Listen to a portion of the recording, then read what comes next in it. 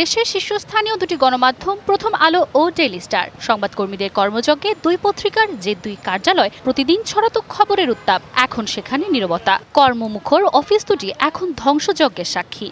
বৃহস্পতিবার রাতের আগুনে ব্যাপক ক্ষতিগ্রস্ত হয় প্রথম আলো ও ডেইলি স্টার কার্যালয়। আগুন নিয়ন্ত্রণে এলেও রয়ে গেছে পোড়া দেয়াল, ছাই হয়ে যাওয়া কাগজপত্র আর অনেক না বলা কথা।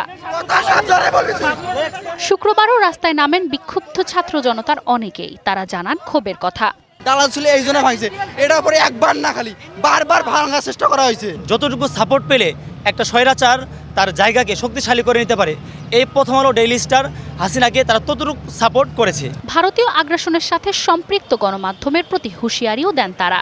দোষরা থেকে থাকেন তাহলে প্লিজ পরিচয়টা দিয়েন না, বাঁচবেন না। এই সরকারের উপর দোষ চাপাইয়ে দেওয়ার জন্য তারা নিজেরাই এই ধরনের ঘটনা ঘটাইতে পারে, কারণ তাদের অতীতে স্থায়ী বলে।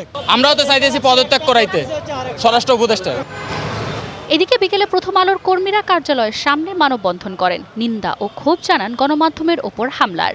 একটি কালো দিন সংবাদ মাধ্যমের জন্য, বাক স্বাধীনতার জন্য, গণতন্ত্রের জন্য। আমরা এই ঘটনার প্রতিবাদ জানাই এবং দাবি জানাই। শুক্রবার বন্ধ ছিল ওই দুটি পত্রিকা। প্রথম আলো ও ডেইলি স্টার ভবনের সামনে মোতায়েন রয়েছে আইনশৃঙ্খলা বাহিনীর সদস্যরা। মানজু মাফরুজ নীলিমা, ডিবিসি নিউজ, ঢাকা।